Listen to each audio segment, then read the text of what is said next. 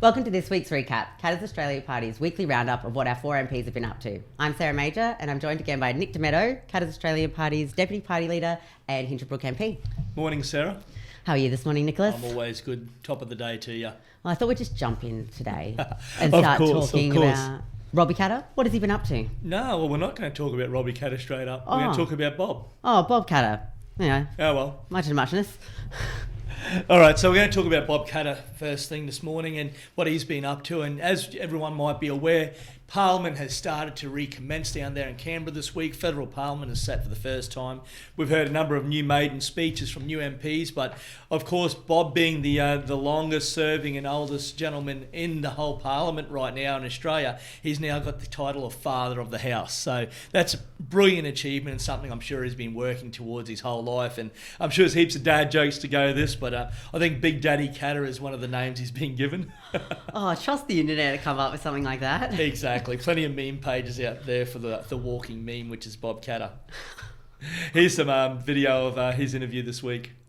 You have a lot of experience. Some nasty people would say devious cunning you develop over a period of nearly 50 years. And I will most certainly be using every single scintilla of that devious cunning. And also, I am noted for a certain ruthless brutality. Unfortunately, my upbringing was a fairly ruthless brutality to other people. So if we do not get dams built in this country when 2,000 million people are going to bed hungry every night, then someone's going to pay a price. All right, so while Bob's been in Parliament this week in Canberra, he's also had an opportunity to ask a question without notice to the Prime Minister. And the Prime Minister, in his answer, of course, has given HIPCO, the irrigation project, a whole heap of support. Now, on the back of that too, that HIPCO irrigation project has also got their 500-page business case finally developed, and it's great to see that the Prime Minister is giving support to this. This project will actually open up 20,000 hectares of agricultural land, and I know that the government and the state government do support this. So while Bob's been in Parliament this week in Canberra, he's been working on the foot and mouth disease issue that we've got on our doorstep of Australia right now. So unfortunately, we've got Indonesia with foot and mouth disease running rife, and not enough's being done. There's been plenty of talk about it in Parliament, but nothing practically being done at our airports and our biosecurity checkpoints. And unless we do something quickly on this, it's going to be too late. These people are going to be bringing this in. Travellers are going to be bringing this in from Indonesia, and it's going to have a massive and detrimental effect to a $80 billion beef industry here in Queensland and in Australia, I should say. Bob's also been demanding that the Australian government supports the Indonesian government in vaccinating their herd at the moment, and he's called for more funding for that. Bob's been busy this week. He certainly has. Before we move on to Robbie, a quick reminder to our viewers to click on notifications so you never miss a recap. So let's move on to Robbie. Yeah, so Robbie's been extra busy this week. As you understand, the pubs in outback Queensland are lifeblood and a meeting point for a lot of these smaller communities. And some of these publicans right now and owners of these pubs are having a lot of trouble to get insurance for those pubs out there. So Robbie's been putting a lot of pressure on the state government to step up to help on this brewing issue in Western Queensland. Unfortunately, we've seen market failure in the insurance industry, and we know that this is governed by the federal government, and they've made a huge shortfall here. But unfortunately, this is affecting everyday Queenslanders. Some of our publicans are paying up to $70,000 a year just to get insurance for the small outback pub that they've got. And if we lose these outback pubs, it's going to lose what I would say part of the fabric of Western Queensland. Another project that Robbie's been putting a lot of work into this week is the Copper String 2.0 project, and that's all about connecting the national electricity grid all the way up to the Western Queensland areas of the Northwest Mineral Province.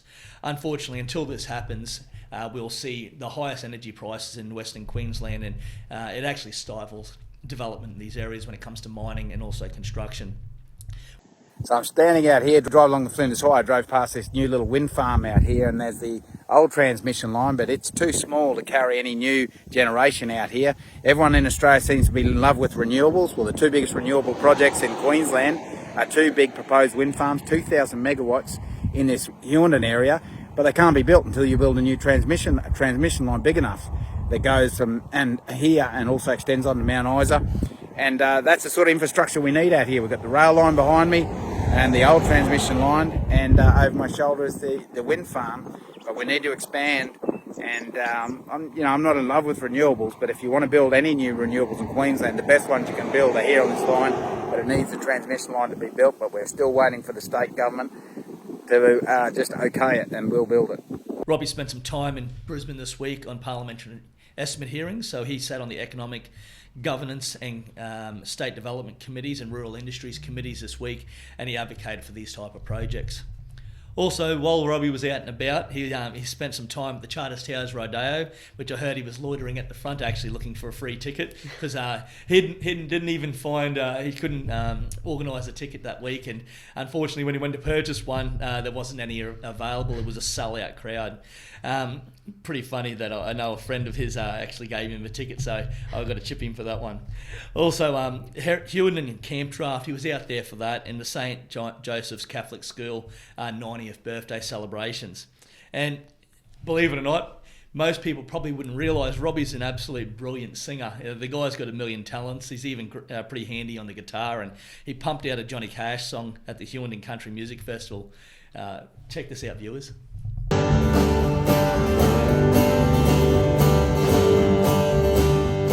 I hear the train a-comin', it's rollin' round the bend.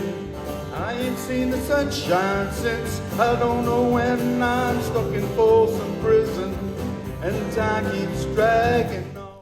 He's definitely improving. He did it at the last, I think the Country Music Fest that was at Charters Towers last year. And I don't think many people saw that, but this one is brilliant. Yeah, no, he's shocked a lot of people with his hidden raw talent. There might be a job for him out of politics one day.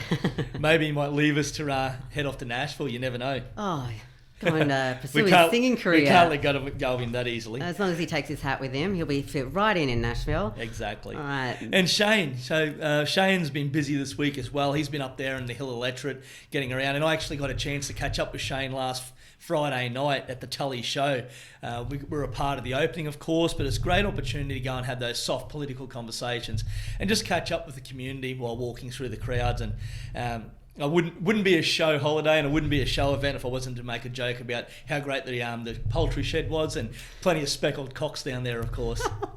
Trust you to make a joke like that, Nicholas. No, I'm pretty full of dad jokes, and Bob's not the only father of these dad jokes, I reckon. Oh. All right, so Shane's also been working on the feral pig problem, not only in the Hill Electorate, but advocating statewide right now for state intervention. And he's been calling for recreational hunters to play a larger part in culling the feral pests. Now, we right now can't get any state forests or allocated state land, and heaven forbid national parks to get in there and try and control this feral pig problem. Unfortunately, if this feral pig problem is infected at some stage with this foot and mouth disease, which is sitting on our doorstep, it'd be pretty hard to stop it spreading. They'd be the super spreaders essentially, Sarah, and be very detrimental for our beef industry.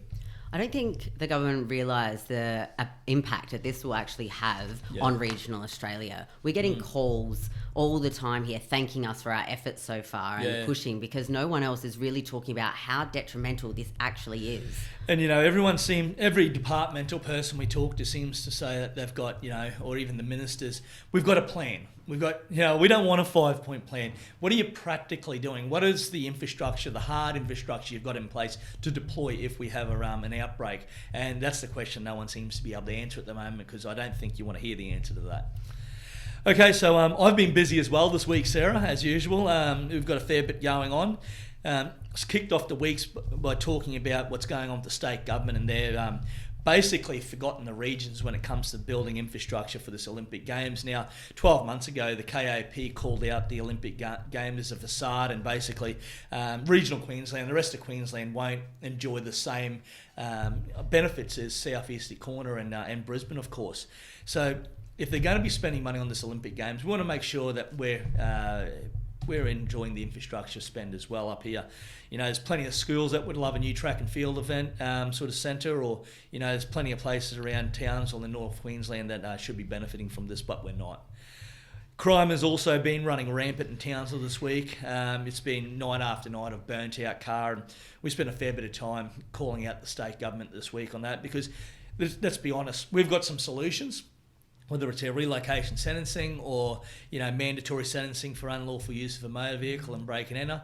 But the state government has the power right now, and the three Labor ministers, the Attorney General, the Police Minister and the Youth Justice Minister have the power to push this stuff through government. Unfortunately, we're just hearing crickets once again, and I feel like the surrogate father for Townsville right now, where the three local MPs are, and the three local Labor MPs are just completely missing in action, and we're the only ones out there trying to change something on this. Not only is it scary for the community, but these cars, 3 set on fire just last night, is a big FU to government and every one of those bleeding hearts out there that think these kids are just out there doing kiddie crime. These kids are laughing at the Youth Justice Minister, the Police Minister and the Attorney General. All those people out that I've just mentioned, those three ministers have the ability right now to change legislation to put an end to this right now. Also, blood donation facilities in Townsville have not been the same since 2017. It's only been a plasma-only donation here with lifeblood in Townsville since 2017. And this week we called on the state government to support not only opening another blood donation clinic here in Townsville in the city, but also kicking off what used to be the best thing in regional Queensland was the blood van that used to get around, and people used to have that stop at their workplaces, and we want to see that return so people can make blood donations.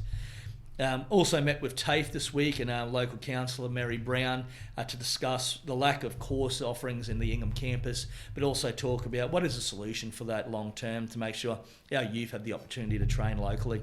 We also caught up with Queensland Parks and Wildlife Services this week up at Wallerman Falls to talk about the infrastructure upgrades that they've got planned at the moment. I sat down also with some people that are about to have a line put through their industry, and that's the Spanish mackerel fisheries. They've discussed the options that DAF has actually put on the table, and unfortunately it's bad or worse when it comes to the options for the Spanish mackerel fishery at the moment. So we're doing some work in the background to try and get the best outcomes for those commercial fishermen in the area. Also, I flew down to Brisbane yesterday, and that's why I'm a little bit tired, I'm pretty sure, today. Been backwards and forwards for the last couple of weeks from Brisbane for estimate hearings and stuff like that. We have an opportunity yesterday to scrutinise the Minister for Racing, Minister for Industrial Relations and Education, Grace, but also Di Farmer, who's the Minister for the portfolios of small business training and employment. Busy day yesterday. Also, this afternoon I'll be shooting up to Tully. So the Cassowary Coast South District Track and Field Carnival presentations will happen at about 4:30, 5 o'clock this afternoon. We'll be up there in Tully for that. Oh, another day in Tully for you. Yeah, no, it's a beautiful part of the electorate, and I love getting up there. Well, it's clearly been another busy week for KAP all over, especially you, Nick. That's yeah. Whew. All right. So please don't forget to subscribe and also notifications so don't miss one of these. But I have to go back to the T-shirt. Yeah, what's happening with the T-shirt? So we've got a few comments and subscribers on the thing. So have you picked a winner? Yes, we have picked a winner. But you can't contact through YouTube anymore. So if you did put a comment on here, we have commented back on there to contact us via the email. Please go on there. There's one person for the T-shirt, and I'm going to give the rest to the stubby cooler as well. So please make sure you go over and check those notifications in your YouTube to get the contact information. Well, it's Friday afternoons pretty soon, and I can tell you what, that stubby cooler will come in handy for some people. Fantastic. It's definitely beer o'clock.